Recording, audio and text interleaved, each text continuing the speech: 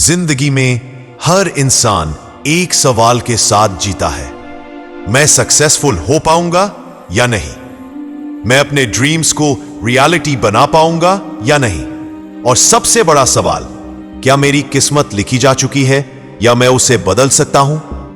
Carol S Dweck की दुनिया भर में मशहूर किताब mindset the new psychology of success एक सिंपल लेकिन पावरफुल आइडिया पर बेस्ड है, और वो आइडिया ये है, सक्सेस का असली राज हमारी एबिलिटीज में नहीं बल्कि हमारे सोचने के तरीके में छुपा है।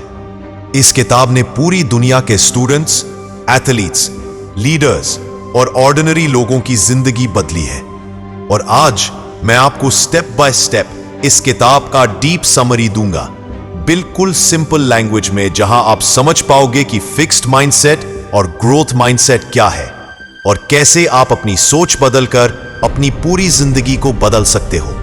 सो अगर आपको अपनी स्टडीज में, अपने करियर में, अपने बिजनेस में या रिलेशनशिप्स में ग्रोथ चाहिए, तो ये समरी आपके लिए एक रोड मैप है। चलिए शुरू करते हैं।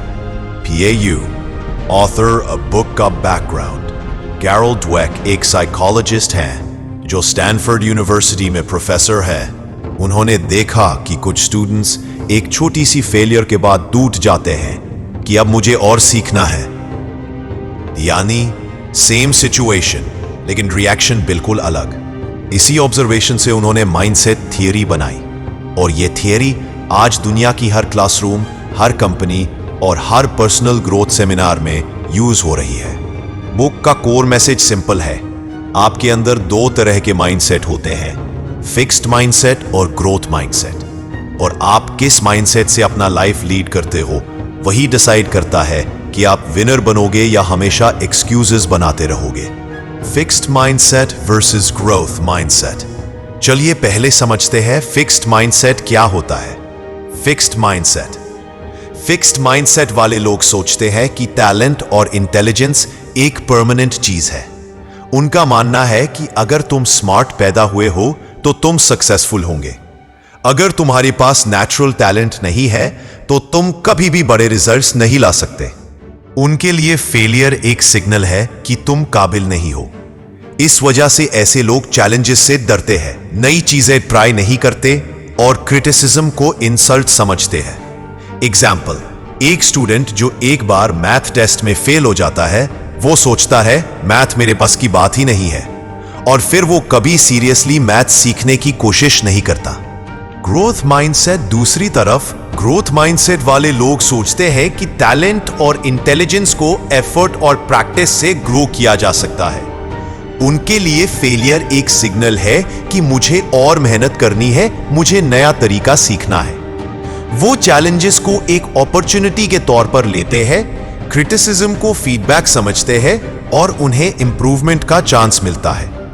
एग्जाम्पल, माइकल जॉर्डन को देखो, जब वो स्कूल टीम के लिए सिलेक्ट नहीं हुआ था तो वो टूट गया होता तो दुनिया उसे कभी ग्रेटेस्ट ऑफ ऑल टाइम नहीं कहती, लेकिन उसने अपने फेलियर को एक चैलेंज बनाया और हर दिन प्रैक्टिस करके अपने स्किल्स को डेवलप किया। Real life comparison. Fixed mindset, मैं इसमें गुड नहीं हूं। ग्रोथ माइंडसेट, मैं अभी गुड नहीं हूं लेकिन बन सकता हूं। यह एक छोटा सा डिफरेंस है, लेकिन यही डिफरेंस पूरी लाइफ के रिजल्ट्स बदल देता है। कैरल डवेक कहती है, सक्सेस का राज टैलेंट नहीं बल्कि लर्निंग और एफर्ट है, और जब तक हम अपना माइंडसेट बदलकर ग्रोथ मोड में नहीं लाते, तब तक हम अपने पोटेंशियल का सिर्फ एक छोटा हिस्सा यूज करते हैं। Mindset in different areas of life. 1. Education. Schools में हमने देखा है कुछ स्टूडेंट्स एक बार गलती करते हैं और गिव अप कर देते हैं। वो कहते हैं मैं डम हूं, लेकिन ग्रोथ माइंडसेट वाले कहते हैं मैं सीख लूंगा, मैं बेटर बन जाऊंगा। रिसर्च दिखाती है कि जो स्टूडेंट्स ग्रोथ माइंडसेट अडॉप्ट करते हैं, उनके ग्रेड्स टाइम के साथ इंप्रूव होते हैं, क्योंकि वो अपनी मिस्टेक्स को सीखने का चांस समझते हैं। 2. करियर और बिजनेस। कॉर्पोरेट वर्ल्ड में सबसे बड़ी प्रॉब्लम यह होती है कि लोग रिस्क लेने से डरते हैं। फिक्स्ड माइंडसेट वाले सोचते हैं कि अगर मैं फेल हो गया तो लोग मुझे लूजर कहेंगे, इसलिए वो नए प्रोजेक्ट्स या स्टार्टअप्स शुरू ही नहीं करते। ग्रोथ माइंडसेट वाले लोग रिस्क को एक एक्सपेरिमेंट समझते हैं। अगर फेल हो भी गए तो कहते हैं चलो एक लेसन सीखने को मिला, और यही लोग इवेंचुअली सक्सेसफुल एंटरप्रेन्योर्स बनते हैं। 3. Relationships. Surprising fact, mindset relationships को भी इंपैक्ट करता है। फिक्स्ड माइंडसेट वाले पार्टनर्स कहते हैं मुझे परफेक्ट रिलेशनशिप चाहिए। अगर प्रॉब्लम आई तो इसका मतलब हम कंपैटिबल नहीं है। रिजल्ट, रिलेशनशिप टूट जाती है। ग्रोथ माइंडसेट वाले कहते हैं रिलेशनशिप एक लर्निंग प्रोसेस है। हर कॉन्फ्लिक्ट एक चांस है एक दूसरे को बेटर समझने का, और इसी वजह से उनके रिलेशनशिप्स लॉन्ग लास्टिंग होते हैं। A425। स्पोर्ट्स वर्ल्ड में तो माइंडसेट का इंपैक्ट सबसे ज्यादा होता है। एक एथलीट जब हार जाता है तो फिक्स्ड माइंडसेट वाला कहता है मुझे टैलेंट ही नहीं मिला, लेकिन ग्रोथ माइंडसेट वाला कहता है मुझे और ट्रेनिंग चाहिए। एग्जाम्पल, सचिन तेंदुलकर या विराट कोहली, दोनों ने अपनी फेलियर्स को एक स्टेप बनाया और स्ट्रॉन्ग कमबैक किया। 5. Personal growth. लाइफ के हर एरिया में अगर आप ग्रोथ माइंडसेट अडॉप्ट कर लेते हो तो आप अपने कंफर्ट जोन से बाहर निकलकर अपना असली पोटेंशियल अनलॉक करते हो।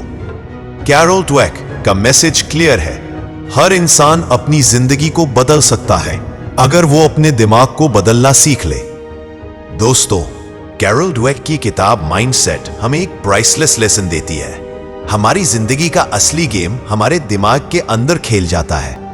अगर हम सोचते हैं कि हम चेंज नहीं हो सकते तो हम वही रह जाएंगे, लेकिन अगर हम सोचते हैं कि हर दिन हम सीख सकते हैं, ग्रो कर सकते हैं, इंप्रूव कर सकते हैं, तो एक दिन हम वो इंसान बन जाएंगे जिसका हमने सपना देखा था। सोच लो, क्या आप अपनी लाइफ फिक्स्ड माइंडसेट के साथ जीना चाहते हो या ग्रोथ माइंडसेट के साथ? डिसीजन आपके हाथ में है, और अगर आपने ग्रोथ माइंडसेट चूज कर लिया तो समझ लो कि दुनिया में कोई लिमिट नहीं है। सिर्फ एक शर्त है, सीखना कभी मत छोड़ो। ये थी summary mindset the new psychology of success की। अगर आपको यह वीडियो पसंद आई हो तो लाइक जरूर करें, अपने दोस्तों के साथ शेयर करें और चैनल को सब्सक्राइब करें और बेल आइकॉन दबाएं ताकि आपको ऐसे ही लाइफ चेंजिंग समरीज मिलती रहे। मैं मिलता हूं आपसे नेक्स्ट समरी में। तब तक के लिए अपना ख्याल रखिए और ग्रोथ माइंडसेट के साथ जीना शुरू कीजिए।